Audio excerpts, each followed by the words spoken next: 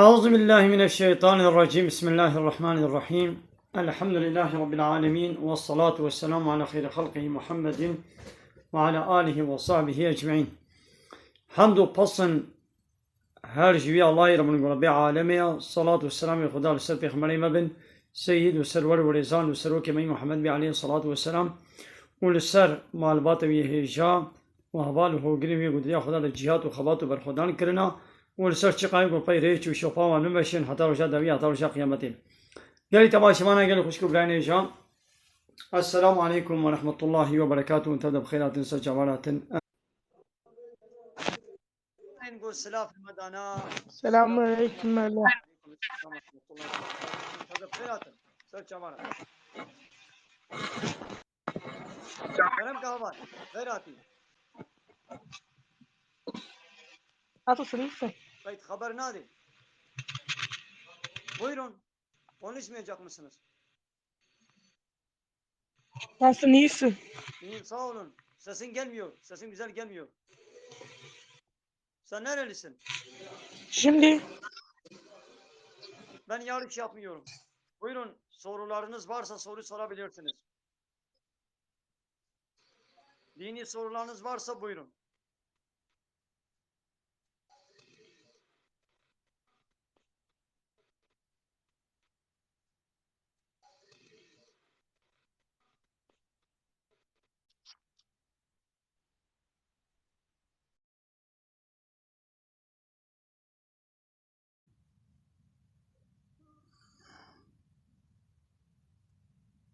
Havale azel etçiyim.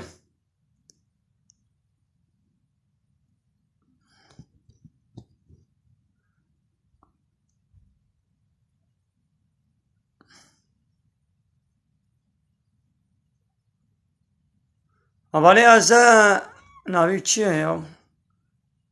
Azalican kerem kavara te wale boşana zindi wala.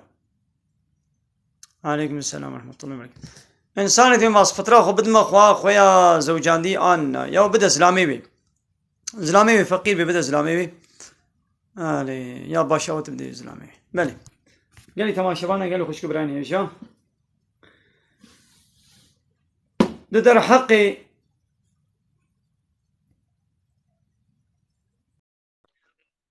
Hoş bulduk. Ben kral değilim. Ben kral değilim. Abim sana bir yarış atıyorum, onu kabul etsene, yarışalım.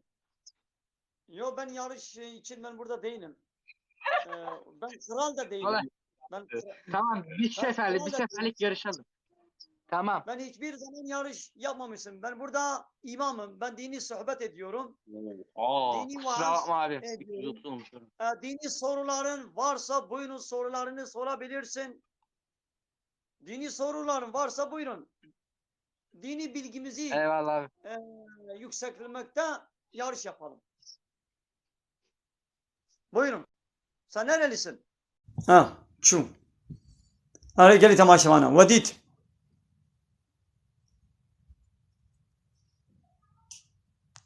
Beni.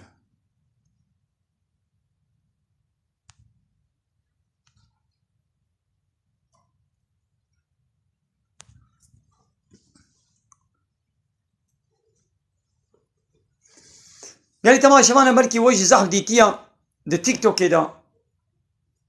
بيركك هيا لحمو دفري دچه dansa ketki. خلق شرط بيجن هكا تقاربي هاري فلان دفري دانسيب كا. دچه دماركت دتكي دچه القهوة خانه دتكي نابا سوكت كي دمترو دتكي دو اوتوبيز دتكي دلقنتي دا دچه inşaat işberwa işçi inşaat bedki. Yani hamel hamu devra dnibe trafik da وتگو لمبا صور عربت سكنن دنيوي جعده دا دكي يعني خلق جينا مساجة دشين دبي هانا الفلان دفري بكم او جي دشيل ويدري بلكي وديتيا قالي تماشا وانا لك تاني وليا اوي قوليد ميزينين بهزارة خلق فيديوها بقندكي حموشي وكا وانا بأدب وبحيانا بلي كرمكم بخيراتنا بالي باران Selamun aleyküm abi. عليكم السلام ورحمة الله وبركاته شوانين Çay hoca باشا durmaktan çay yani. الحمد لله سلامت يا موشي باش من حتبن Valla bas ana tekira serdik yana. ميرديني ما ميرديني Nana daha yeni sen kime kızıyordun dedim. Ben de sana böyle baktım. مش بريا تعمل من نشترت قلت مش تشي جديدة قلت ما قلت با تيك توك هذا هناك زلام بيرك بأدب وبحياة هنا حياة فيتي وشرمي بوانرة تنيا Ya بيرك hoca من هنا hoca دنيا kıskanır zannet hoca. Hoca devir değişmiş bu ya. Hoca devir değişti artık. Bakma artık. Eski devir yok. Bitti gitti. مانا ام مسلمان دبيق حتى مرني ام وقت ديني وقت قو خدي قوتيا امي نو وقت زمان بن امي وقت اسلامي بن مجبور ام خو وقت اسلامي عيار بكن ام خو نو وقت زمان عيار بكن فهمو Valla bak hoca. لكان وش كودرنا وش كودرنا Emze Ahmet'ine. Mele. كودرا امد Ez كودرا bağları hemen merkez ünettim. سر چاوار انا وسر كلام كم قو فرسيتا Sizi هذا Ahmet'i الفرمو bu. Hoca bir şey yani. Merdin ya. Siz Merdin'i köderim Merdin'i. كربوراني خليلا كربوران Kalbora, واخر من قاتبو kalborane perimi davun. ماشي ماشي Kalborane perimi davun. Beni kovalamışlardı. كما Benim Almanya hoş geldin abim benim. لا Tamam, يدم قو Şirin. فرسي وهذا باران Ha dedim sana Hatta bir sorum fırsat- olacak. Neydi lan? Şeyda. Ya Dur, فرسي bekle. وهذا Soru iki tane. Vay, ليش hoca sen ne vay tren soruyorsun miskin bir sakın hele. Sonra. Yemeği tatmak orucu bozar mı? Yemeği tatmak. कबानिया को ख्वारने छे के कबानी यानी पीरका को ख्वारने छे के ईशे वे ख्वारने छे करें बे आशची बे بچकी بدنا سر زمانه خو کا شوره کلیا نگو داقل پین بلا نخون بدنا سر زمانه خو کا شوره کلیا yani karın ledbego ne Almanya, daqul eyvallah. penin Teşekkür ederim. tamam Ee, kapırsa Hoca. kadipkin Hoca. Öyle bir yanlış var. Ben sana bir söyleyeyim. Mesela ben de gideyim oradan bir yemek yapayım. Ben oruçluyum. Gideyim tadına bakayım hele nasıldır. Oradan diyor ki Ya, yemeyeceksin. ya. Sadece düzgün yap. نخوا کابا عیشێتە خوارن چێکردن بێ وەزیفات تا عیشێتە خوارن چێکردن بێ پتکی دێنە سەر زمانەی خوا لێ نەداقل پێینە بلا نەچێ خوارێ پچکی بدە سەر زمانەی خوا مە نەگوتێ بخوا ha böyle. Ha? Böyle bir şey sıkılırsan sonra ha. ئەرێ Böyle. Ha? Ha böyle. کامە گۆ کەریما شادەتێ و نەژمرە بێژێ کەریما شادەتێ Eşhedü en la ilahe illallah. Eşhedü enne Muhammeden Abdülullah. عبده ورسوله كم معناه جوزانين Hoca bak. En Müslümanım. Bunu bana sormana bile gerek yok. Müslüman adam bilir. يا خوش مسلمانات برسم ايگو نه مسلمان به نه همش Yalan. همشه نه برسم دیره کمی شیره بیشن دکای دی معناوی جی تزانه بیشن معناوی Tamam hoca. Tımaneyi tanıyın. Tamam. Tu bizan rukne İslam'e pencen. Rukne evvel kelime şehadetiye ku eşhedü en la ilahe illallah ve eşhedü enne Muhammeden Resulullah. معناوی بیشن معناوی معناوی مزانن دکا گوداری کی بیشن بیشن نه کم معناوی گوی خبر نمیز معناوی بیشن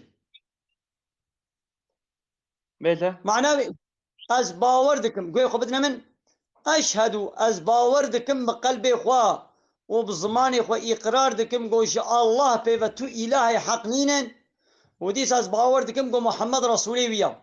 تمام. Şehadet ederim ki معنی Allah اله birdir.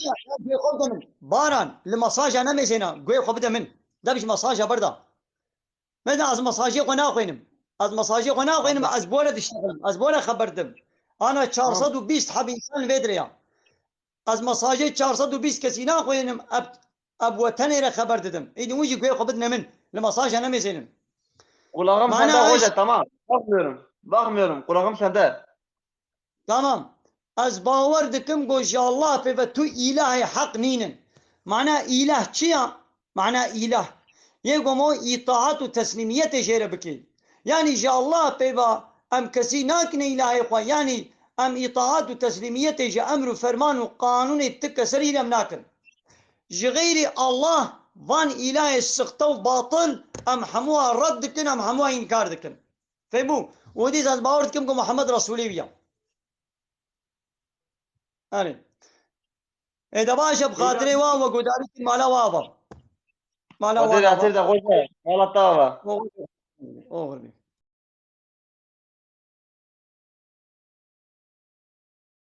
مثلا قال لي تماشى وانا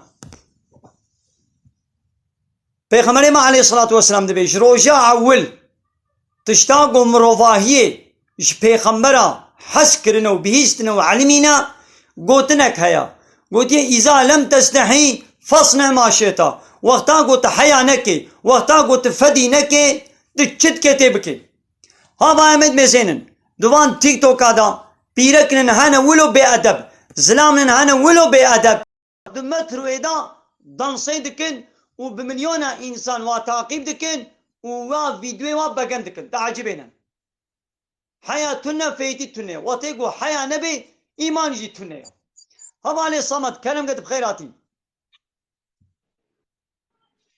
Selam aleyküm. عليكم السلام ورحمة الله وبركاته بخيراتي تشكو دي Türkçe bileyim mi? Türkçe. Ben Türk'üm. sen nerelisin? Antepliyim. Antep. Ha, iyidir buyurun. Aynen. Sormak istediğin sorular var mı? Sormak istediğin soru varsa buyurun sorabilirsin. Ne iş yapıyorsun dayı sen ya? Ben imamım. Ben imamım. Burada vaaz ediyorum. He. Sohbet, dini sohbet ediyorum. Dini sorular varsa alıyorum. Cevap buyurun. Senin de cevap Dualarım ederim. niye kabul olmuyor? Söyle Yusuf. Dualar neden kabul ediyor? Kabul edip olmadığını nereden biliyorsun? Kabul Geç edilmediğini kabul nereden oluyor. biliyorsun? Allahu Çok dua Teala'nın ettim yani ya. illa istediğin vakit cevap kabul et istediği saatte vereceğim diye bir garanti vermiş mi? Hayır. Dualarını edeceksin. Dua şartlarını. Şartlar yerinde olduktan sonra dualar makbul olur. Şartlar yerinde olmadıktan sonra dualar kabul olmaz. Duanın kabul olmasının en önemli şartlarından bir tanesi de helal yemek. Helal gıda. Bir de inan. Helalle beslenmek. Helalle beslenmek. Helal yoldan para kazanmak. Helal gıda yer. İkinci şartı duada aceleci olmamak. Aceleci olmamak ne demek? Yani hani bazen insan diyor ki ben dua ediyorum kabul olmuyor. Ha sen böyle dediğin zaman aceleci oldun. Sen bir şartını ihlal ettin. Bu bir şart gitti. Dua ederken kalben halis Allah'a bağlı olacak ve tevekkül edeceksin. Şartlar yerinde olacak. 2-3 bir şartı daha. Haram bir şey, Allah'ın yasakladığı bir şey istemeyeceksin. Eğer Allah'ın istediği bir şey, yasakladığı bir şey istersen o da kabul olmaz. Yani duanın Hocam. şartları çoktur. Sen bunları yerine getir. Ne zaman kabul edeceğini Allah-u Teala karar verecek. Evet. Hocam. Dövme var bende. Şimdi ben bunu Evet, yaptırdım. dövme var. Yaptırdım. Şimdi pişmanım. Tamam. Pişmansan Allah-u Teala affeder. Zaten tövbe demek pişmanlık demek. Yani ben Allah'a karşı bir hata ettim. Bir suç işledim. Bu suçtan dolayı pişmanım. Yani tövbe ediyorum. Tövbe ediyorum yani pişmanım. Keşke etmeseydim. dediğin andan itibaren Allahu Teala affeder. Eğer silme, temizleme imkanı varsa orayı temizle. Eğer yoksa öyle kalacak. İnşallah Allahu Teala seni affeder. Namaza da engel değildir yani. Yani Abdeste. namazını da öyle. Sen oruç tutuyor musun? Diler Oruç? abdestin geçmiyor diler. Ondan sonra Allah'ın lanetlediği kullardan birisin diler. Yanlış bir bilgidir. Abdest geçiyor. Namaz oluyor.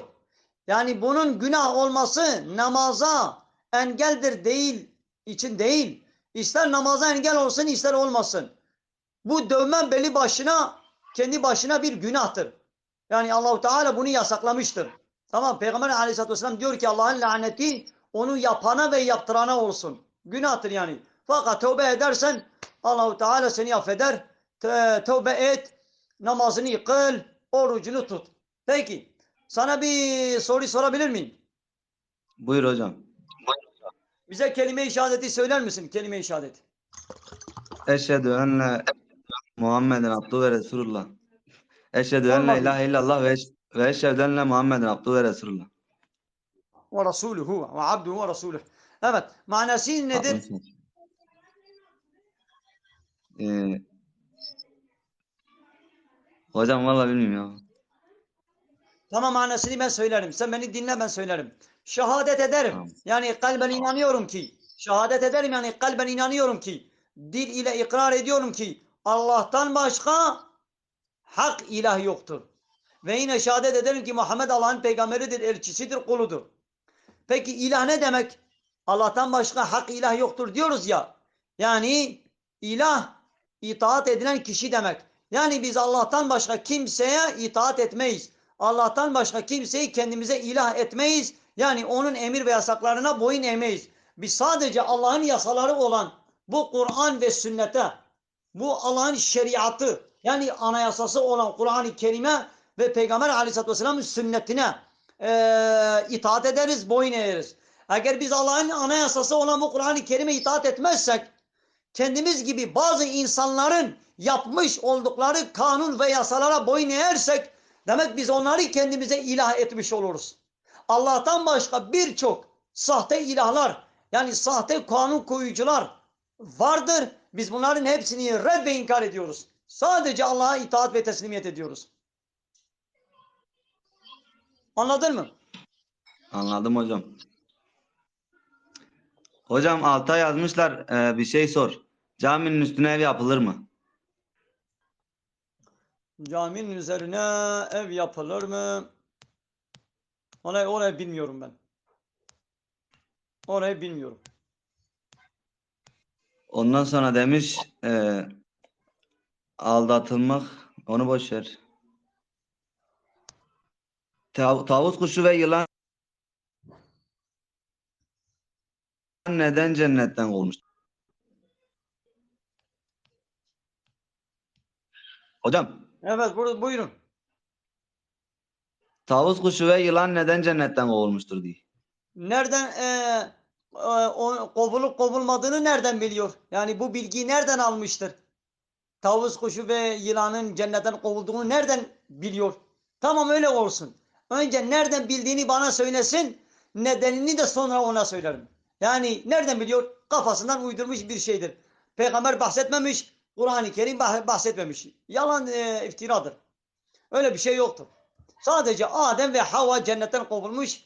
Allah-u Teala Adem ve Havva'ya dedi ki cennet size serbesttir. Cennetin bütün nimetlerinden serbest faydalanabilirsiniz. Fakat bir meyve, bir ağaça yaklaşmayın. O ağacın da o meyvenin de ne olduğunu belirtilmemiş. Sadece onlara bir sınırlama getirilmiş. Bu ağaca yaklaşmayın.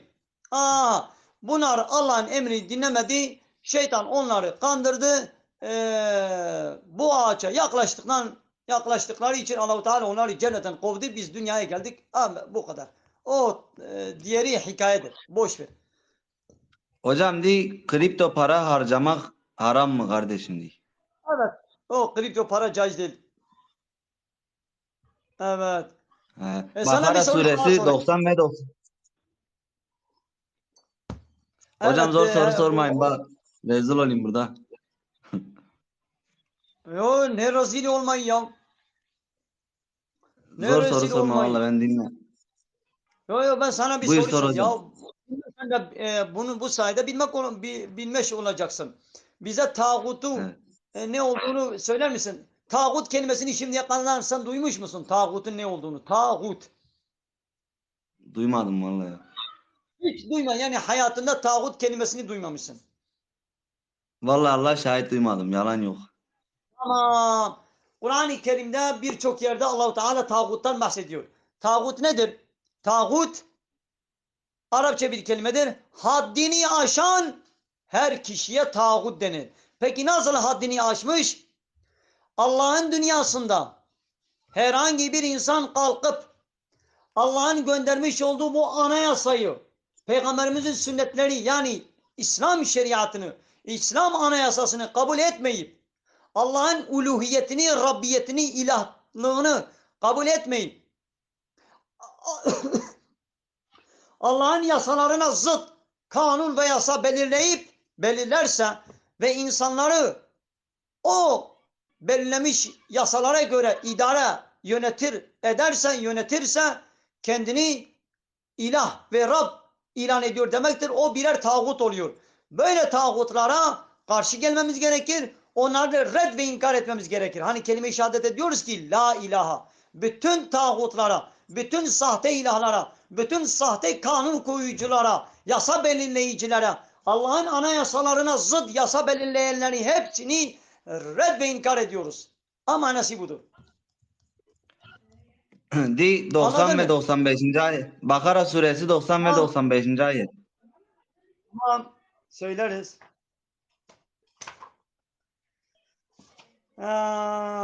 Yes. Oğlum ışık vuruyor ışık. Ne yapayım burada? Işık vuruyor diye böyle yapayım.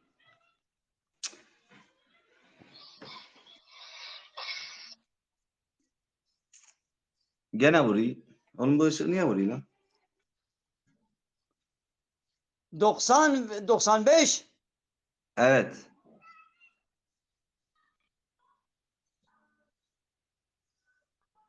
Oğlum hoca namaz kılmıyor mu? Manyak mısın? Sen o nasıl soru? Şimdi Allahu Teala bu Yahudi alimlerinden Hristiyan alimlerinden bahsediyor. Allahu Teala Tevrat ve İncil ikisi de Allah'ın kitabıdır.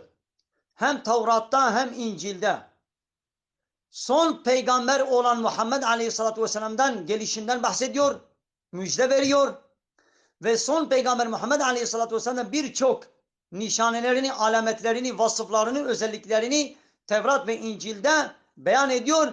Diyor ki en son peygamberim Muhammed'e iman edeceksiniz. İncil'de de Tevrat'ta da.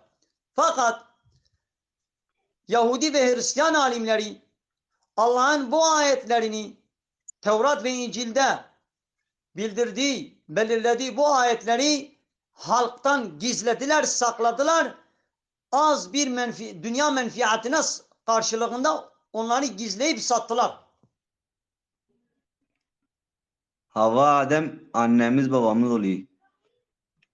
Daha yani Allah-u Teala Ben söyleyeyim. onlar hakkında diyor ki o satın aldıkları şey kötü bir şeydir. Nedir? Allah'ın gönderdiğini inkar ettiler. Yani Allah'ın göndermiş olduğu bu anayasayı, bu Kur'an-ı Kerim'e iman etmediler. Neden? Bagiyen en yunezzilallahu min fazlihi ala men yeşâ. Onlar kin ve hasetlerinden, düşmanlıklarından dolayı Allah kime peygamberlik gönderirse gönderir fakat bunu kabul etmediler. Dediler ki son peygamber neden Muhammed'e geldi de bize gelmedi? Anladın?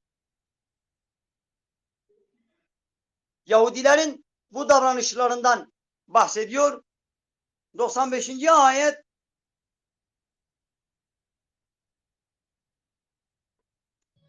bu Yahudilere bahsediyor. Yahudiler dedi ki sadece biz cennete gireceğiz. Allah-u Teala da onlara ayet gönderdi. Dedi ki ey Muhammed onlara söyle.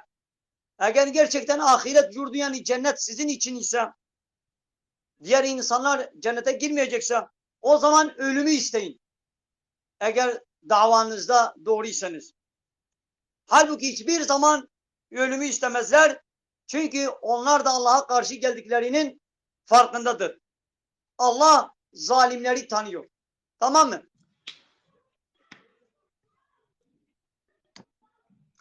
Eda'yı katıldığın Hoca için teşekkür internetin gidiyor ederim. hoca. Başka kişiler gelir. Teşekkür ederiz. Belki başkaları gelir. Allah rahatlık Hocanın versin. interneti gitti. Evet. Hatırı tam. Evet. Hatırı tam.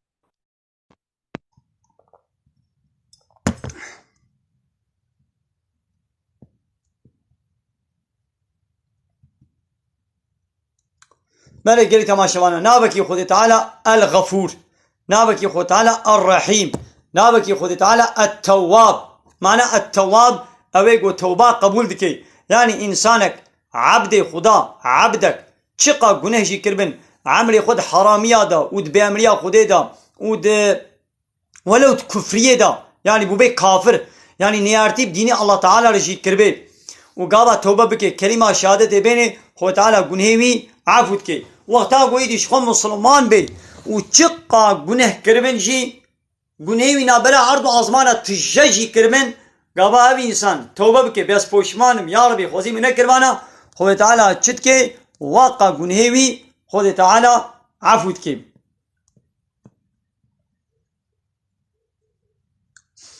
حواله مراد دشبا قدره دا لميشه که اوزل گوتبه که نینه يعني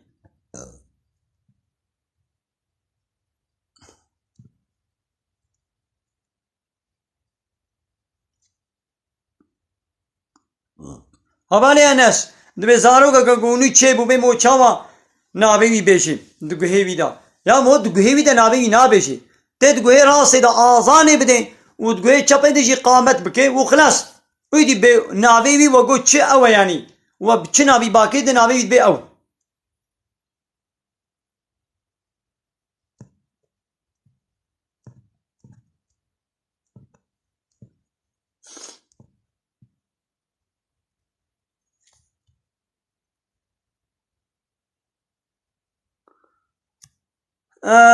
بله قلي تمام شمانا كرم كان ايقو بخازي ولي وشانا زديم بلا ولي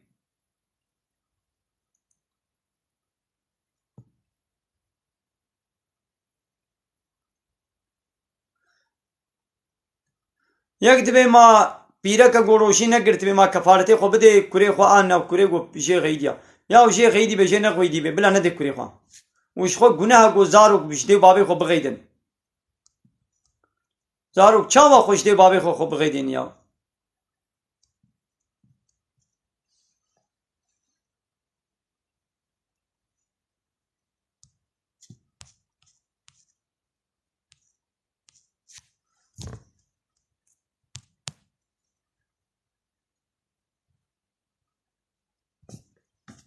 بله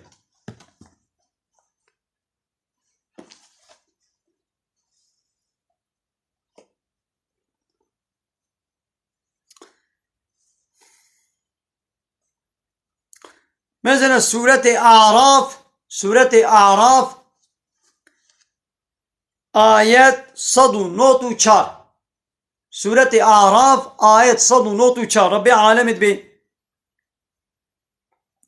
إن الذين تدعون من دون الله أواني قوش غيري الله تعالى وجوار طاعته وعبادته وتسليميته وندكن يعني ون قانون ونظام الله تعالى ون قبول ناكن وندكن ضدي قانونا خدي ون قانون ونظام قبول دكن وجوار طاعته وعبادته دكن خو تعالى بأباناجي عباد أمثالكم هناك عبد وك ونن أو جي عبد أو جي عبد منن فادعوهم فليستجيبوا لكم إن كنتم صادقين دباك نوا هاي براو راستن دبلاو جوابا وبدن وانا بهوارا وفا يعني قابات برچي بي بلا تتربكي قابا بارانات بلا باراني بباريني قابات نخوش كتي بلا تشيفابكي ده هايدي هاي راستن ونوات كنا إلهي خوا حق حاكمية ددنوا حق قانون چكرني ونددنوان ونوات كنا شخور السروك ومظنو پیشيوان ومن قانون وا ونشخوره قبول دکن وکی گو ولایا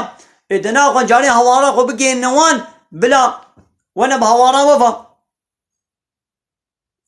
یا نکار تشکی شخوره بکنی دی چلو شورک یا انسانی کی وقت خوا انسانی کی وقت ما چاوامی بکنه الهی خو یا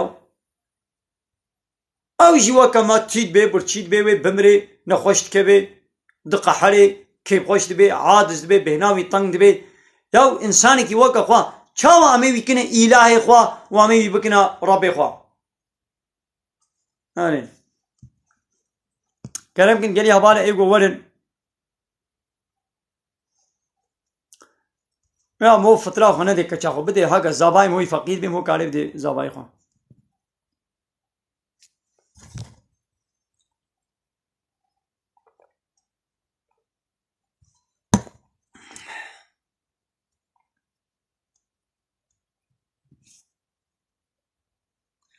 هناك هنا روجي ناقرن بامي كفارتي خو بدن یا گو کاربه روجی بگیره و روجیا خو نگیره مجبوره قضای خوب که به کفارتا نکاری خوشوی روجی خلاص بکی جبو روجه که تنی تریلیونک پرشی بده جوی گنه روجی خلاص نابه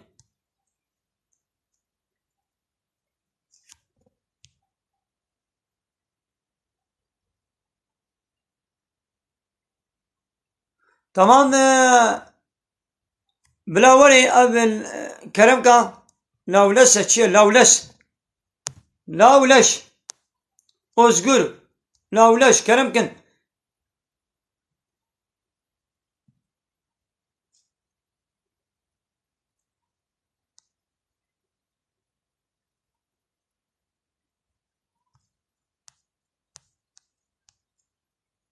فطرة ما بيش بيس بينهم ولا نكيم تربيدي شقات زيادة تربيدي هيك ترى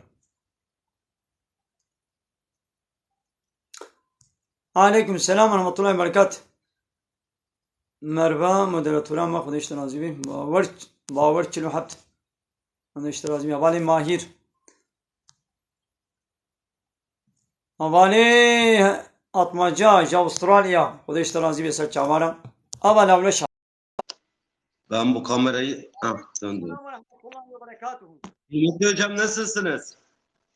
Oğlum teşekkür ederim, sen nasılsın, iyisin? İyiyim ben de hamdolsun. Allah kabul etsin inşallah. Oğlum teşekkür ederiz. Sen nerelisin? Hocam ben aslen Mardinliyim ama Muğla'dayım ben. Ha, ne güzel. Mardin tıp kurmancı zane. Ezanım. Başla sen çavara. Ana mesela. Serçavne işi. Ez pırske ji Seyda'yı xobkim. Ez bixwe ez hem mamostem hem ez avukatım. Sen çavara. Serçavne işi. Pırsamı ji bor zamanı azana melle av aroji.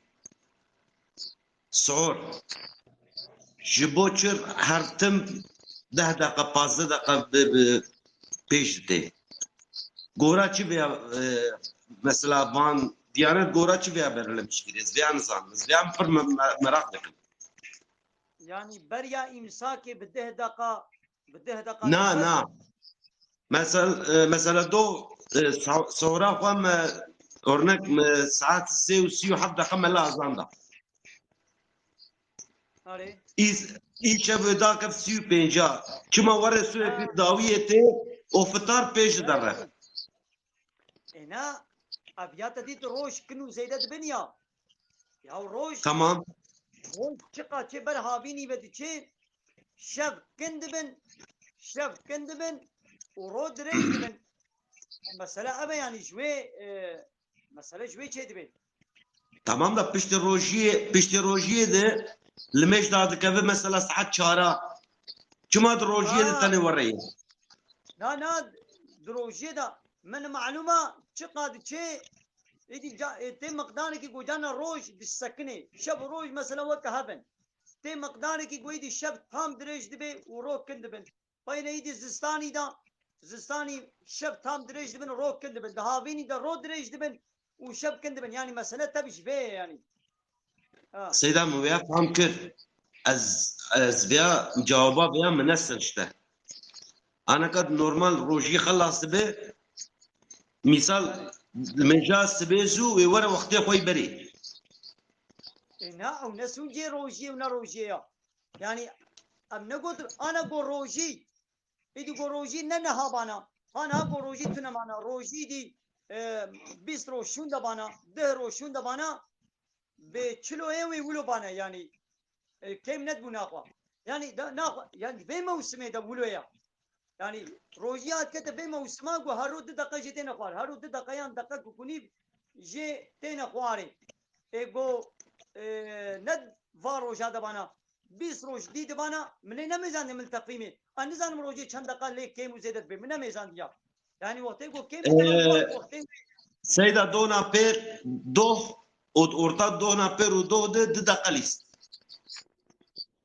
يعني مثلا او سيو نابو داك سيو حفتا يعني دونا بير سيو نهار قوانت دو سيو حفتا قوانت يعني يا شب روج ولا يعني او شب روج اذا بعيشه ابعيشه ايجو چنا بيوا ابعيشه ايجو واني چنا بي تلسكوب ملسكوب ايجو الفجر مجرد مزينن ابي دي شيء وايا ابناء شيء من اجي فهمناكم يعني مگو belki din aliye dini de açıklamak veya belki ya bir ya مگو veya ولا bakarsın. حولت حتى ولا يعني يعني شو كم دبي يعني شقة شوي كم بي جوزيد هذا وقت زيد ابوني وي زيد ابي هذا وقت كم بوني وي يعني موسم ولا نهاد بي موسم ده ولا يعني بفهم كسيدة مالاتا ورحمل دو بابي تبي ودش ترازي سوالا ما بو ولا شو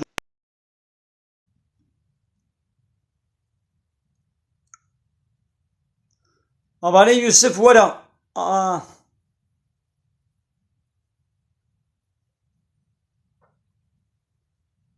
أباني يوسف ورا كرم كم تنقاني وري تعقيب شيء هزار نينن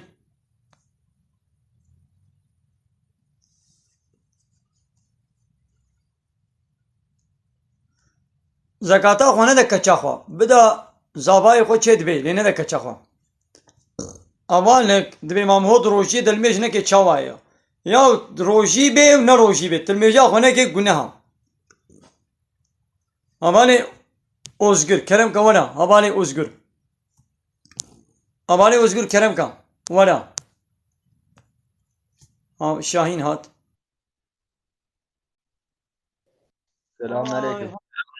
عليكم السلام ورحمة الله وبركاته اوالي شاهين بخيراتي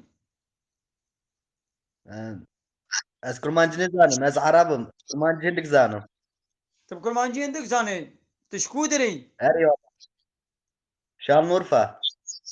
Tamam buyurun. Sormak istediğiniz sorular var mı? Hocam şeriatsız din olur mu? Nasıl? Anlamadım. Şeriat olmadan din olur mu? Ya şeriat demek zaten din demektir. Şeriat demek Allah'ın anayasası olan demek. Bu Kur'an-ı Kerim Allah'ın İşte şeriatı. Şeriat yani anayasa. ben de bu soruyu arıyorum anayasa yani. ya zaten din Hocam şimdi bu anayasadadır. Yani Allah'ın şeriatındadır. Sen Allah'ın şeriatını ortadan kaldığın zaman din de gider. tamam ben de bunu anlatacağım. Şimdi bazı Kemalistler var, Atatürkçüler var. Evet. Şeriatı kabul etmiyor ama dinini kabul ediyorlar. Ben ona çok sinir oluyorum bu ya. Kemalistler. bu çelişkidir. Yani bu çelişkidir yani din demek yasa demek, anayasa demek, kanun demek. Şeriat demek Allah'ın dini olan Kur'an-ı Kerim ve Peygamberimizin sünneti demektir. Ben şeriatı kabul etmeyeyim diyen bir kişi yani ben Kur'an ve Muhammed'i kabul etmiyorum. Ben İslam'ı kabul etmiyorum demektir. Yani bir Müslüman diyemez ki ben şeriatçıyım. Eğer derse ben şeriatı kabul etmiyorum o Müslüman sayılmaz. Şeriat demek din demek yani Allah'ın Kur'an-ı Kerim. Şeriat yani yol. Allah'ın yolu. Anayasa, kanun ve yasaları demektir. Ben bu anayasayı kabul etmiyorum derse o Müslüman sayılmaz o dinden çıkar. Zaten Atatürkçülerin, Kemalistlerin çoğu aynen böyle. Yani Allah'ın anayasasını kabul etmeyen, Allah'ın yasaları dışında yasa, kanun belirleyen, beşeri sistemleri kabul edenler, laiklik olsun, demokrasi olsun, komünizm olsun, sosyalizm olsun. Bunların hepsi Allah'ın yasasını kabul etmedikleri için onlar Müslüman sayılmaz. Anladın? Anladım hocam. Allah razı olsun. Hocam siz nerelisiniz? Ses kes. Ben Mardinliyim, Mardin. Anladım hocam. Allah razı olsun anlattıklarınızdan dolayı. Vay, senin soru da güzeldir. Ben de teşekkür ederim senin soru için. Şeriat demek, ben şeriatı kabul etmeyeyim diyen bir kişi Müslüman olamaz. Müslüman değildir. Zaten Anladın? ben video paylaşmıştım. Bir video paylaşmıştım hocam. 100.000 beğeni almıştı. Atatürk'le alakalı yani laikliği ortaya koydu ya. Bazı Kemalistler geliyor. Biz dini kabul ediyoruz ama şeriatı asla kabul etmiyoruz diyorlar. Zaten şeriat din demek. Bilmiyor. Ya ne dedik? Biliyor musun? Bu neye benziyor? Neye benziyor? Ben örnek vereyim hocam. Mesela sen bir kağıda beyaz dersin. Kemalistler siyah der. Anlamak istemiyorlar. Ya şimdi ben yemek yiyeceğim. Ben yemek yiyeceğim. Fakat ben gıdaları kabul etmiyorum. Gıda. Ben bir şey yiyeceğim. Fakat gıdaları kabul etmiyorum. Ya zaten gıdalar yemek olur. Gıda olmayan yemek değildir. Sen toprak mı, taş mı, kum mu yiyeceksin? Yani bir şey yersen illa gıda olması gerekir. Yani gıdalar. Ne gıda olursa yiyecekler, meyve, sebze, ne olursa olsun. Ben gıdaları, meyveleri, sebzeleri kabul etmiyorum. Fakat yemek yiyeceğim. Ya sen kumaş mı yiyeceksin? Sen naylon mu yiyeceksin? Sen kum mu, taş mı yiyeceksin? Olmaz. Ben dini kabul ediyorum. Fakat şeriatı kabul etmiyorum. Ya zaten din, şeriat dindir. Allah-u Teala diyor ki inne dine indallahil İslam. Din Allah katında İslam'dır. Allah-u Teala diyor ki sümme cealnâke ala şeriatin minel emri fettebi'ha. Diyor ki seni din üzerinde, bir şeriat üzerine, bir yol üzerine kıldık. O belirlemiş olduğumuz şeriata, yani yola, yani anayasaya, yani kanunlarına uyacaksın. Onların heva ve heveslerine uyma. Yani heva ve heveslerinden, kendi isteklerinden belirlemiş olduğu anayasalara uyma. Benim belirlemiş olduğum anayasaya uyacaksın. Maalesef şu anda dünyanın bütün devletleri Allah'ın anayasasını red ve inkar etmişler. Kendileri birer anayasa, kanun, nizam, sistem belirlemişler. Bunlar İslam dışıdırlar. Allah bunları kabul etmez. Allah kendi mülkünde, Allah kendi mülkünde kimseyi kendin hakimiyetinde ortak etmez. Hakimiyet, egemenlik kayıtsız ve şartsız Allah'ındır. Alemlerin Rabbi olan Allah'ındır. Anladım hocam. Allah razı olsun sizden. Hocam ederiz. siz Mardin neresinde oturuyorsunuz? Mardin Dargeçit. Mardin Dargeçit. Anladım hocam. Birisi demiş ki sorar mısın hocaya benim kuzenim nişanlısıyla imam nikahıyla öpüştü günah mıdır?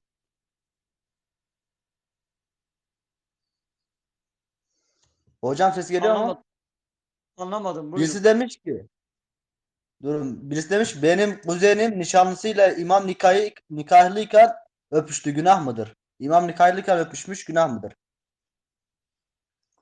Ya nikahlı, eğer birbirlerine dini nikah ettikten sonra zaten birbirleri halalidir. Fakat öpüştüklerini nereden biliyor? Onun yanında söylemesi, bilmesi, onun yanında öpüşmeleri haramdır. Bir karı koca başkalarının yanında birbirlerini öpmeleri haramdır, günahtır. Nasıl oluyor? Peki onun öptüğünü sen nereden biliyorsun? Zaten burada onların birbirlerini öpmesi haram değildir. Fakat senin yanında yapmışlarsa günahtır. Sen onları bakmışsan, onları görmüşsen, onlara bakmışsan sen de. İkiniz de bundan günahkar olursunuz. Bu saçma bir sorudur. Haydi. Zaten birisi demiş sonradan dedik telefondan gördük. Birisi demiş ki tutuklanan hoca hakkında ne düşünüyorsunuz? Tutuklanan hoca hakkında. Hangi hoca? Ben de bilmiyorum da birisi sormuş burada da hangi hoca? Biliyorum. Fakat söylemesini istiyorum. Ben biliyorum. Alparslan Kuytul hocasından bahsediyor. Alparslan Kuytul hoca o da gerçek hocalardan bir hocadır. Abu Hanzala gibi, Ali Küçük gibi ve bu Abu Hanzala ve Alparslan Kuytul gerçekleri dile getirenler korkmadan, çekinmeden Allah'ın tüm ayetlerini sansürsüz, ambargosuz, makassız bir şekilde Allah'ın tüm ayetlerini, hadisleri dile getiren açık açık meydanlarda, televizyonlarda, medyada, sosyal medyada dile getirilerden birkaç hocalardandır. Diğer hocalar medyatik olmuş, meşhur olmuş o ünlü profesörler, ilahiyatçılar bunlar Allah'ın birçok ayetlerini korkundan dolayı makaslıyorlar, sansürlüyorlar, dile getiremiyorlar. Dünya menfaatini elinden çıkmaması için. Bu hoca da gerçekleri dile getirdiği için şu anda her zaman mahkemelerde, hapishanelerde, şurada buradadır.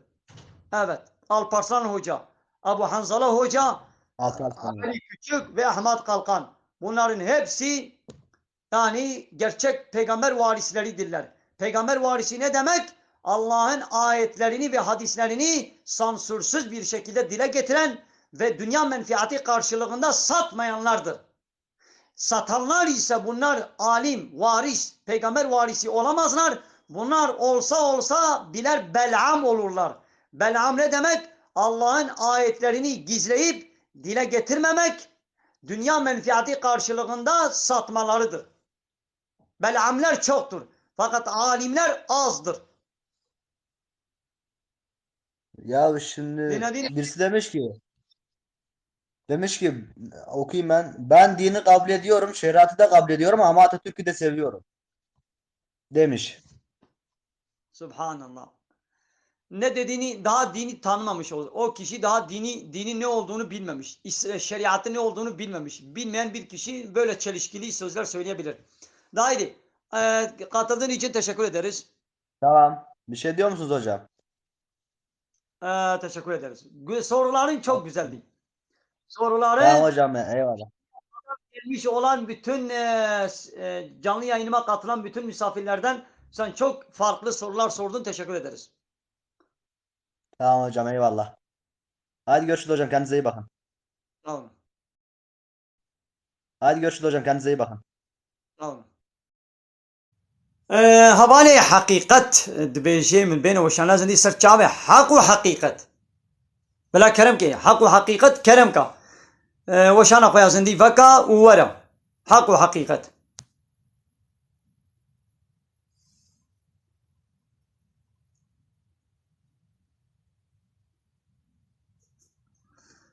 يا سلمان يا تشتاقوا تنزل بيجي نشتغلوا دبي جو هيبك معاشيت ندلة ماتي شي جامعة أنا الحمد لله أب 6 صال 7 صال معاشي من دانا من واز معاش نابن أب 7 صال منا أش قدروا هاتما إخراج كرن وأنا قدروا لي ما واز معاش ناستين واديسة تشمل جامعة تفهم كر فهموا از جغيني جامعة آواي 24 ساعة فرصتا من هبه انترنتا من هبه السر تيك توك از وعزاتكم كم معاش مرتين ابانه گو معاش جوالته نوین لسر تیک توک وعذاب کن لسر مدیای وعذاب کن چن مجا خود کن چن سره مه معاش ورحمة الله وبركاته. عليكم السلام ورحمة الله وبركاته حوال خيراتي Nasıl? Elhamdülillah çok şükür ederim. Sağ olasın hocam. Nasılsınız? İyisiniz inşallah. Teşekkür ederiz. Sen neredensin? Maşallah. Efendim hocam? Neredensin? Ben şu an Adana'dayım hocam. Ama aslen Bingöl'lüyüm. Adana, sen aslında nerelisin? Bingöl. Bingöl. Tıp kurmancı zane. Yok. Bine zane ama fazla bilmiyorum. Yani normal Zazaki. Hendik zane. Hendik zane. Hindik zane. Başa iyidir. Keşke tam olarak ana dilini bilmiş olsaydın. Evet. Zazaca hocam Zazaca biliyorum ben. Benim ana dilim Ha, Zazacadır. sen Kürtçe Zazaca. değil. Ha, böylesin, tamam. Zaza olduğunu düşünemedim. Evet, Zaza'yı doğrudur bilmek hocam. çok güzel. Ana dilimizi bilmek güzeldir. Hocam bir tanesi Hizbut Tahrir hakkında bir şey sormuş da. Biliyor musunuz Hizbut Tahrir'i ben şu an aklıma gelmiyor. Evet. Valla ben yani halim böyle medyadan ben onları tanımıştım. Yani yani onlar iyidir. Onların iyi olduğunu biliyorum. İyi oldukları Ben gibi yani diğer Hizbullah'ın Allah'ın askeri manasına geldiğini biliyorum. Fakat tabi bunu biraz böyle bu yanlış tahrir, kullanan insanlardır. sen Hizbut Tahrir mi dedin yoksa Hizbullah mı dedin? Hizbut Tahrir'i sormuş da ben şeyden gittim. Hizben gittim. Hizben.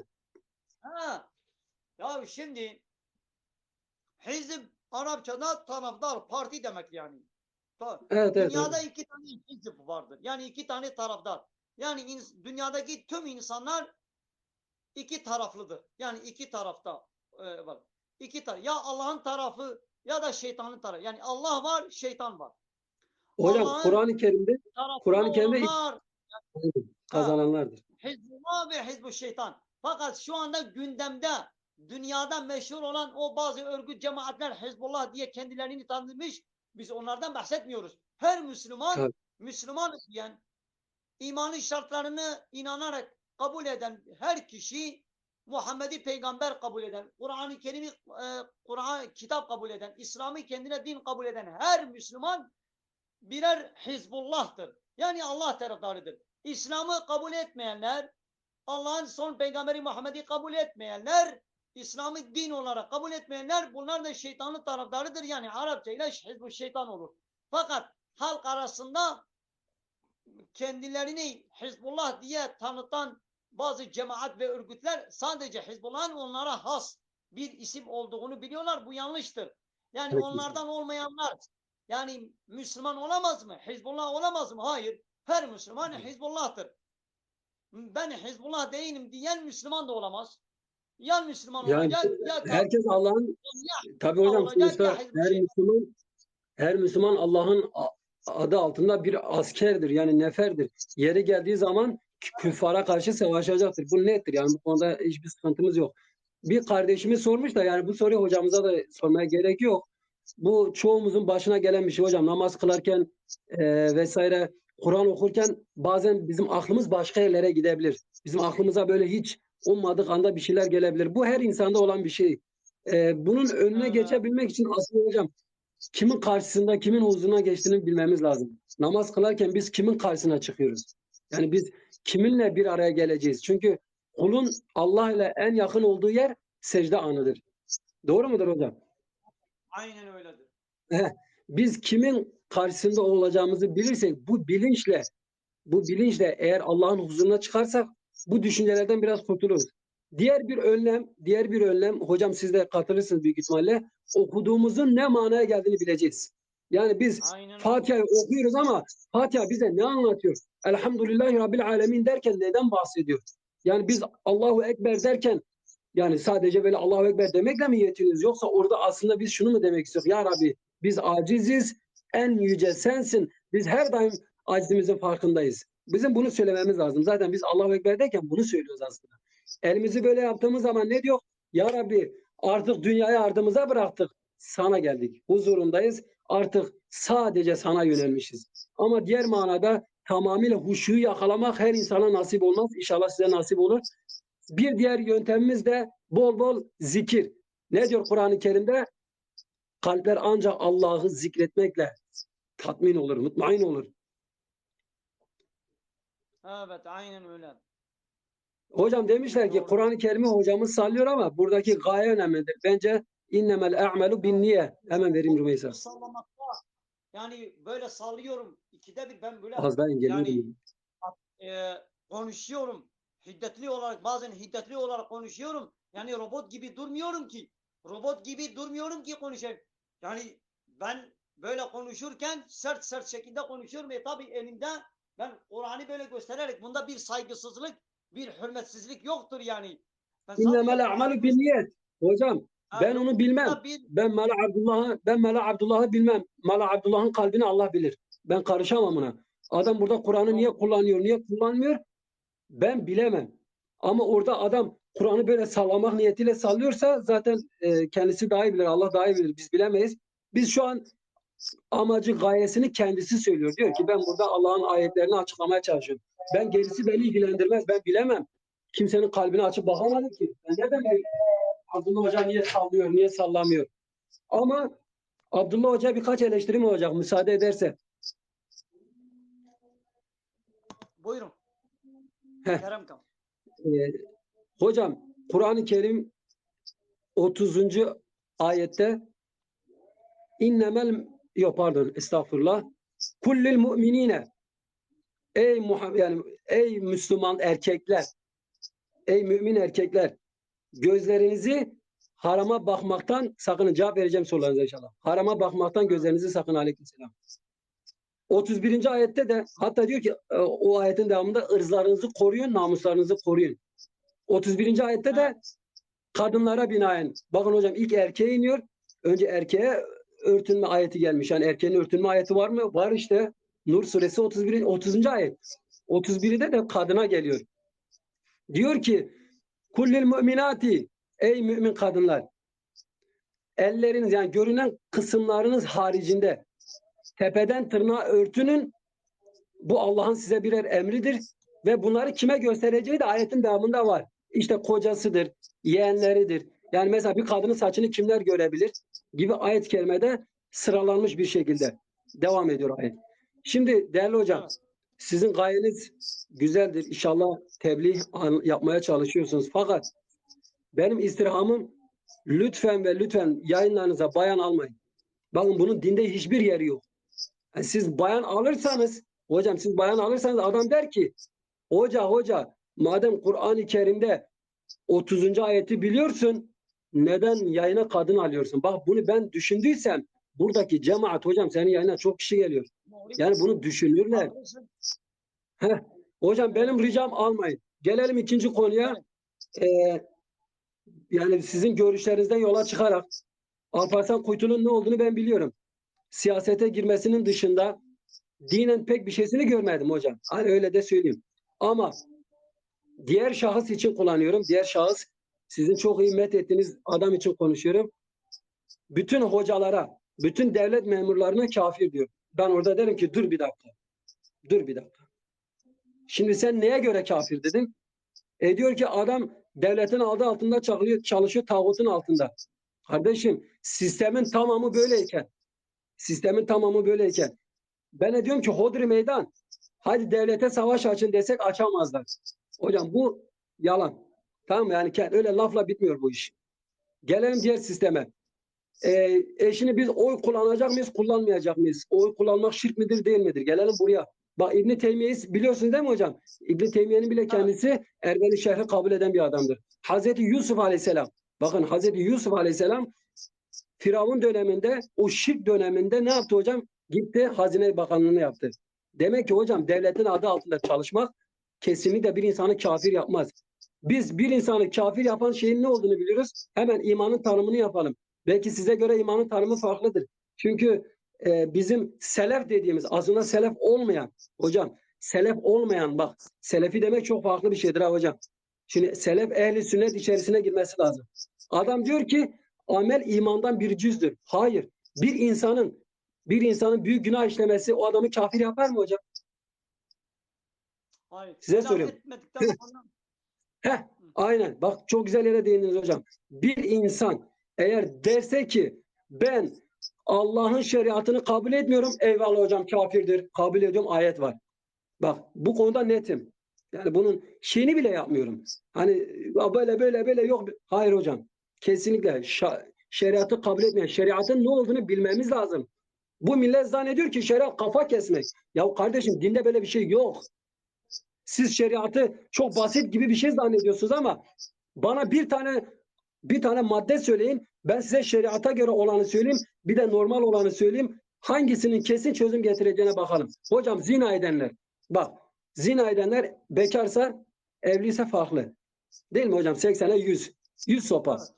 Şimdi hocam zannediyorlar ki rejim her zaman var. Rejimin olması çok zor hocam. Niye biliyor musun?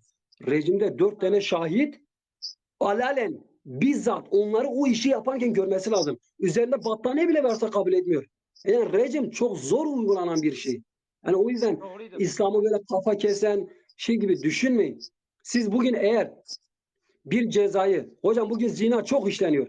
Bakın hep beraber gelin yapalım. Amerika'da yapılan bir test. Hocam demişler ki kız kardeşinize tecavüz edilse ne yaparsınız? Ne demişler biliyor musunuz hocam? Öldürürüz. Bak ya bunu elin yabancısı söylüyor. Allah farklı bir şey mi söylüyor? Allah da diyor ki cezalandırın. Adam eğer diyor zina ediyorsa cezalandır. Hocam ne güzel hırsızlık yapacak. Hapise at 6 ay çıkıyor. Hocam gel bu adamın bak eğer ihtiyacı yoksa değil mi hocam? İhtiyaç farklıdır. Kıtlık zamanı farklıdır. Adam keyfiyete hocam alışmış gidiyor hırsızlık yapıyor. Milletin şeyini şey yapıyor. Savaşa destek vermiyoruz asla. Savaşın demiyoruz. Öyle bir şey söylemiyor. Şu an tebliğ var. İlim savaşı var. Biz ilimimizle savaşıyoruz. Yoksa öyle bizzat devlete karşı hayır asla. Devlete ayaklanılmaz şu an. Onu bilmiyorum. Ben hocanın öyle bir şey söylediğini görmedim. Mal Abdullah hiç demedi gidin devlete savaşın. Hocam sen öyle bir şey söyledin mi? Yok. Yani öyle kendi kafanıza göre bir şey uydurmayın tamam mı? Hocam ne anlatıyorduk? Adam hırsızlık yaptı hocam sağ elini kestin. Ses Şimdi gitti. geliyor mu sesim şu an? Sesim geliyor mu hocam şu an?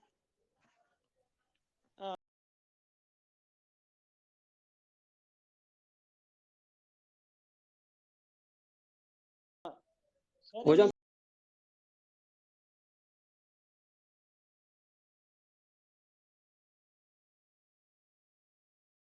sesim geliyor mu? Doğru değil. Dondu mu Evet, yayın ya? Evet abi, Sesim geliyor buyurun. hocam. Dinliyorum. Sesim geliyor şu an. Evet. Hocam adamın sağ elini bileğinden kestin. Bak sağ elini bileğinden kestin. Şimdi hocam bu mu daha caydırıcı? 6 ay hapis mi? Devam etti. Sol bacağını kestin. Devam etti. Sol bacağını kestin. Çaprazlama gidiyor ki hocam. Sol bacağını kestin. Şimdi devam ediyoruz. Hadi. Bu adam daha ne hırsızlık yapacak hocam? Bakın şeriata bakın. Bir de normal hocam zaten Allahu Teala diyor ya onu herkes görsün ki ders alsın. Ya Allahu Teala hocam insanın haklarını koruyor. Ya dinimiz öyle bir şey ki hocam diyor ki gıybet yapmayın. Suizanda bulunmayın. Bir kardeşiniz hakkında ben bundan daha hayırlıyım demeyin. Belki o sizden daha hayırlıdır diyor Hucurat. Hucurat suresi. Yani demek ki biz kimin daha iyi olup olmadığını bilemiyoruz. Bizim için önemli olan şeriattır, Kur'an'dır, sünnettir. Bakın İslam'ın 4 temeli vardır. Belki hocam kabul etmez. Çünkü hocam sen selef tarafındaysan bu 4'ünü kabul etmiyorsun. Benim bildiğim kadarıyla, araştırmam kadarıyla.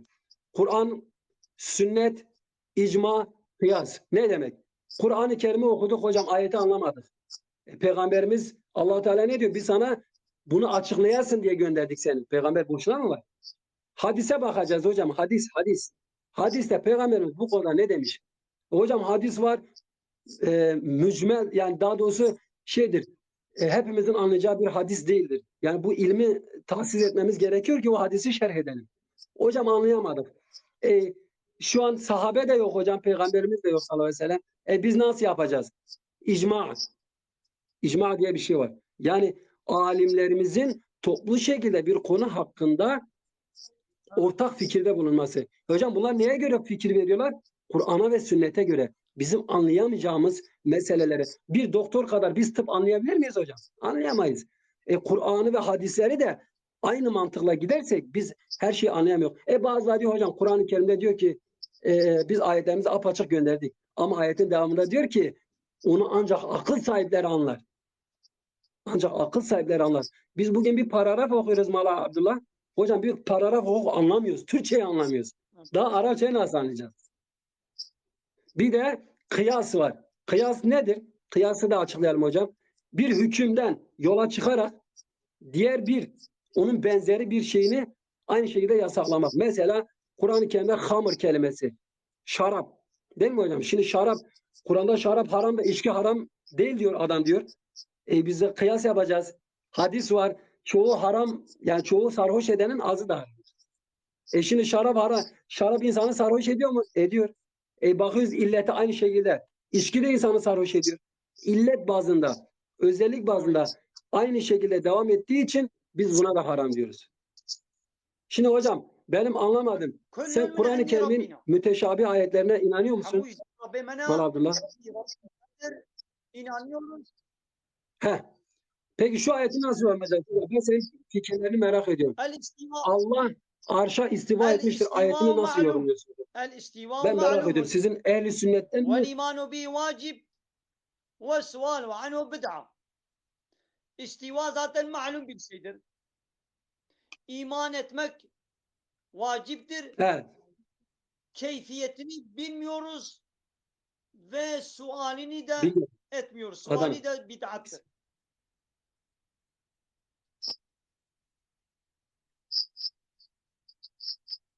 Suali bidattır. Yani Evet. tabii şunu sormak hemfikiriz. Şunu soramıyoruz.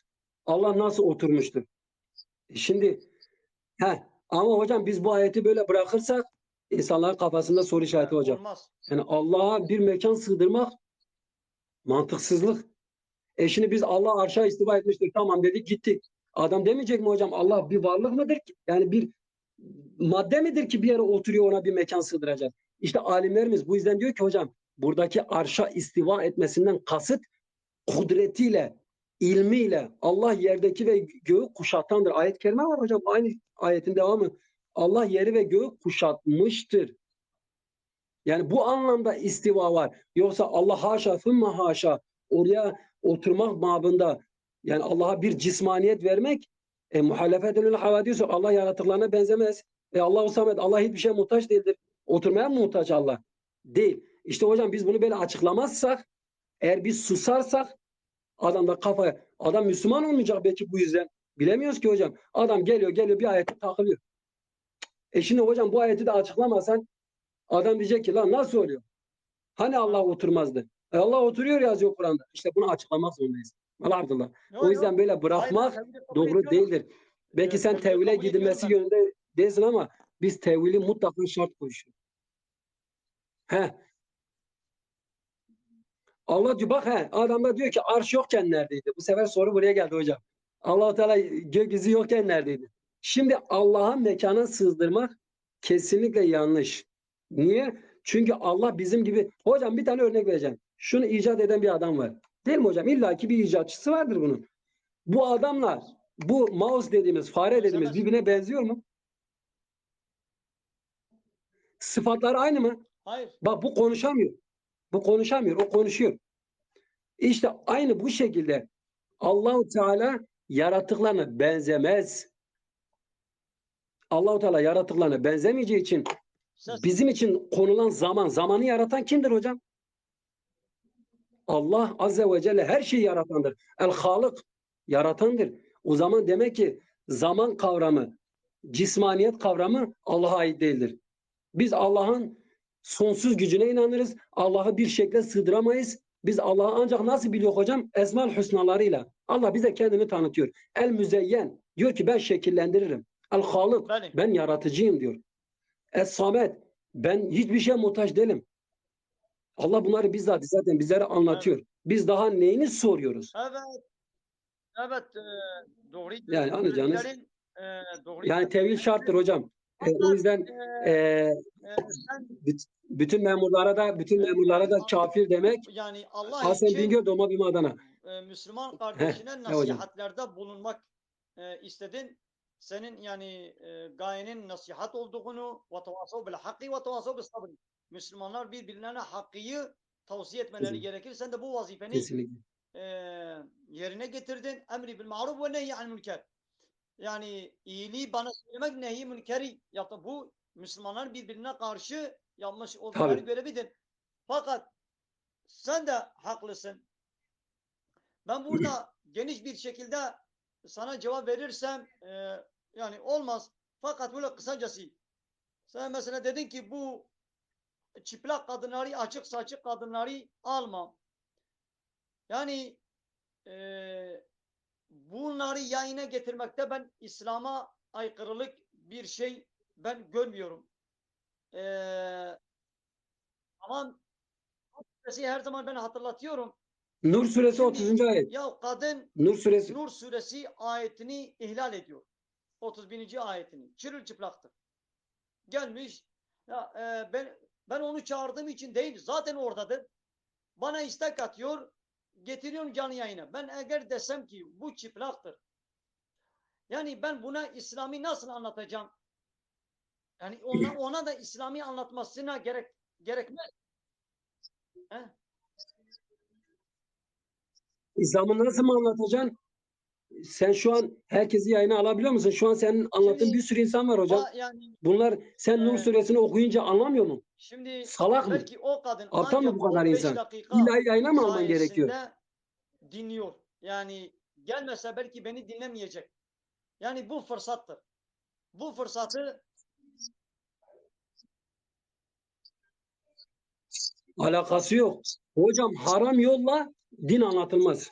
Sizin yaptığınız harama düşerek bir şeyler anlatmak. O zaman gelin hocam gidelim bir içki içelim beraber adamla. Haramı da yapalım o adama da anlatalım dini. Ama adamın gönlü de doğru. kırılmasın. İçecek biraz. Mesela valla ben aynı mantık olduğunu Aynı mantık. düşünmüyorum. Fakat Hocam burada aynı mantık. uzun tartışmaya uzun tartışmak istemiyorum. Hocam kadınlara bakmanın haram olduğunu ayet-i kerime söylüyor. Ki siz Hazreti Ali ne diyor hocam? Hazreti Ali Efendimiz Aleyhisselatü Vesselam diyor ki ey Ali birinci baktın lehineydi. İkinci baktın aleyhine. Siz birinciyi hadi geçtiniz hocam. Yolda bir kadın gördünüz baktınız geçtiniz. Haram yazılmaz. Ama affedersin hocam sizin için söylemiyorum da öküzün trene baktığı gibi böyle bakarsan vallahi yazılır. Siz şimdi burada günaha düşerek İslam'ı anlatayım derken aynı zamanda zaten siz günah işlerseniz adam diyecek hele hocaya bak daha anlatını yapmıyor ki ben ona uyuyayım. Bana. Hem Hocam senin siz gibi hocalardan sabit da, olmanız lazım. hem senin gibi hocalardan da hem diğer Yapmayacaksın seyircilerimizden de hocam. Sen normal bunu okumamış yaparsan olanlar da yanlış millet. diyor ki sen bu açık saçık kadınları niçin getiriyorsun? Vallahi yani uzun ispat etmeye e, vaktim de Tabii. yoktur. Yani müsait de değildir. Fakat böyle kadınlara ya da böyle insanlara İslam anlatılmayacak mı? Anlatılmasın mı?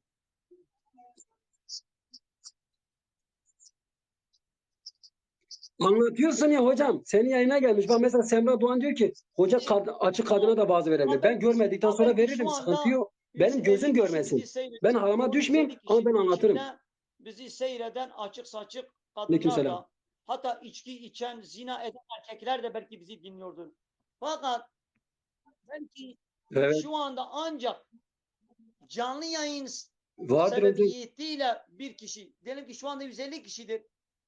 151. kişi ancak bu vesileyle gelebilir. Belki o 150 kişiden bir kişi o canlı yayına gelen sebebiyetiyle belki inşallah ona tebliğ fırsatı bulur. Bundan dolayı dinini araştırır, iş eder. Ben bu niyetle Peki, yapıyorum. İnşallah bir günah hocam ben olmaması size düşüncesindeyim. İnan. hocam ben size şunu söylüyorum. Ben şuna inanıyorum ve eminim bizzatı hani Allah'a üzerine katmayacağım yemin ederken ama bu şekilde olmaz. Kesinlikle. Bunun peygamberin bile hayatında yeri yok. Peygamber Efendimiz ki o peygamberdir. Onun nefsiyle bizim nefsimiz aynı değildir. Bakın Hazreti Ayşe ya da Hazreti Hatice olması lazım. İbni Mektum yani bir ama kişi giriyor içeri. Efendimiz Aleyhisselatü Vesselam diyor ki ya Ayşe ya da ya Hatice tam hatırlayamadım. Odaya geç. Diyor o beni görmüyor. Diyor sen onu görmüyor musun? Hocam bu kadar bizzat böyle küçücük şeye dikkat eden bir peygamber var. Eğer sizin dediğiniz gibi olsaydı peygamberimiz bütün açık kadınları böyle alır hepsine tek tek bakar da anlatırdı. Olmaz yani. Diyelim ki o Doğrudur çıplak evet kadın Ömer Kaya. Doğrudur. kendiliğinden Evet gelip hocam. İslami yani sormadı. Bizi dinleme fırsatı gelmedi. Yani Hocam aşağıdan sorsun. Özel var. Hocam özelden sorabiliyorlar. Hocam özelden sorabiliyorlar size soru. Yani herhangi bir yerde açık saçık kadın bir geldi o kendiliğinden gelip sana bir soru sormadı. Hiç diyelim ki kadın dedi ki bu hocadır. Ben böyle karşına gidersem beni kabul etmez. Ben de örtülmek istemem. O gelmedi. Peki buna İslam nasıl anlatılacak? Yani biz onun ayağına gitmemiz gerekmez. Ona nasıl İslam'a gidecek? Hocam evet, hocam bir dakika, Cem Yıldız, evet evet aynen. 2 ile hocam teheccüd namazını sormuş da kaç rekat kılmam lazım diye. 2 kılacak. İstediği kadar Kaç rekata kadar izin var? kılabilirsin. Yani sünnet olan nedir?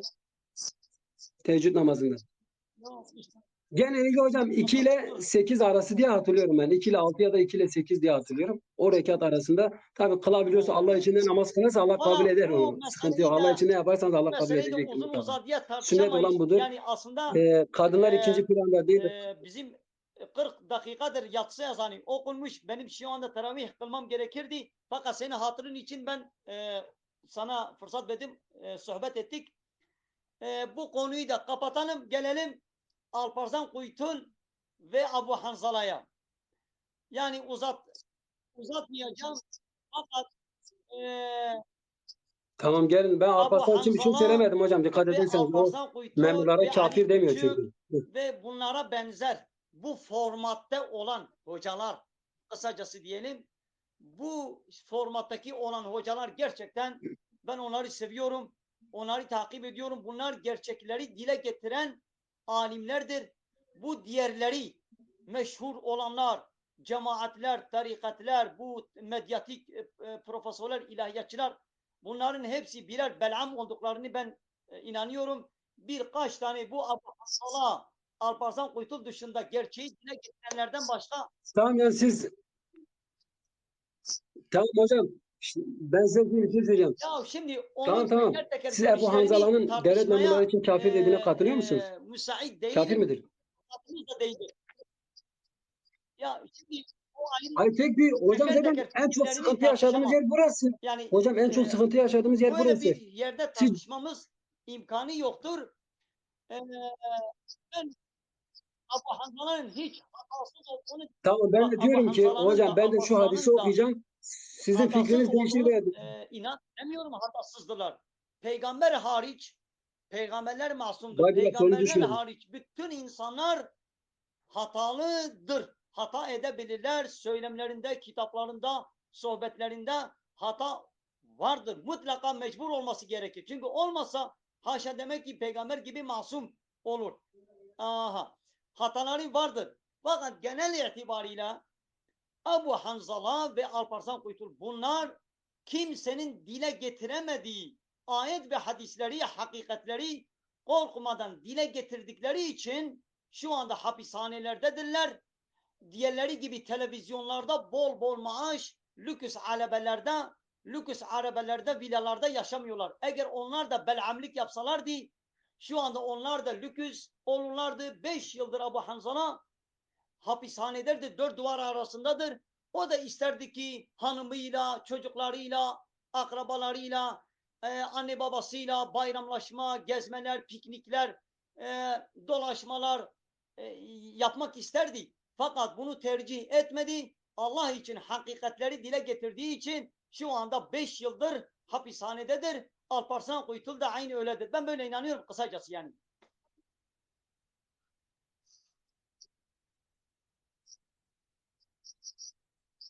Vallahi hocam ben zaten Huzeyfe sen sessiz alındın, sen en son geleceğim. Ben şuna inanıyorum. Ebu Hanzala tamamen yanlış değildir. Bu konuda hemfikiriz. Çünkü adam ayet de okuyor, hadis de okuyor. Ama itikadi yönden çok yanlış görüşleri var. Sen nasıl az önce dedin ya hocam, her görüşünü savunmuyorum ya da her görüşü doğru değildir, yanlışları vardır. Eğer bir insanın, Abdullah, bir insanın itikadı bozuksa imanı gider. Bak onu bir kere söyleyelim. Bir adam dese ki Mala Abdullah kafirdir. Mala Abdullah kafir değilse, Kafir olmayan hadise hatırlıyor musun hocam? dersen o kafir olur. Hadise hatırlıyor musun? Karşıdaki kafir dese kim kafir olur? Hocam ben bunu söylüyorum. Artık sen nasıl Beni düşünürsün? yerleştirdiğin Kendine göre için, yorumla. Yani o yüzden bir şey bana diyemeyeceğim. tavsiyelerde, nasihatlerde bulunduğun için teşekkür ederim. Allah razı olsun. Malata hava kuduşlar. Evet.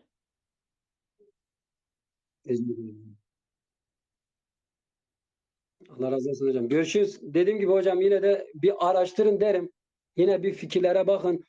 Tevhile ilk defa kabul eden insan gördüm. O da enteresan bir şey. Gerçi ama az önceki istiva ayetini tevil etmediniz. O da ayrı bir konu. Çünkü selef inancında Yani müteşabih fakat geniş ayetlerin bir açıklamasına kısmını girmedim. tevil etmemiştir. Onu da tevil ediyorum. Bazı diğer ayetleri de tevil ediyorum.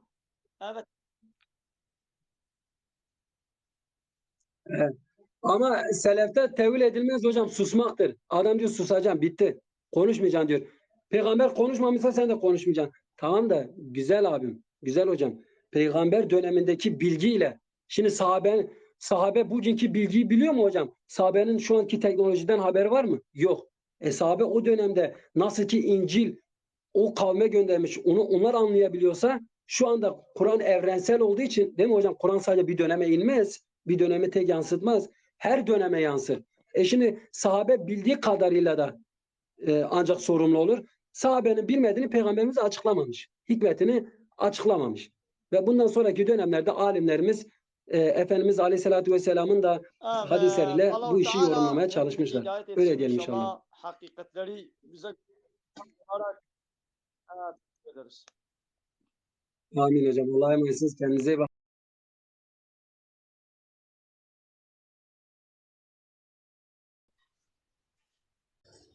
بله گلی تماشاوانا گلی خوشگبران هرجا وی حوالی ما گوهات جمرا خبر دا صحبت کرم علا وی آبا خودش راضی به وی جی گوری خوا رخنن المکرن مالا وی آبا نیتا قنجیبون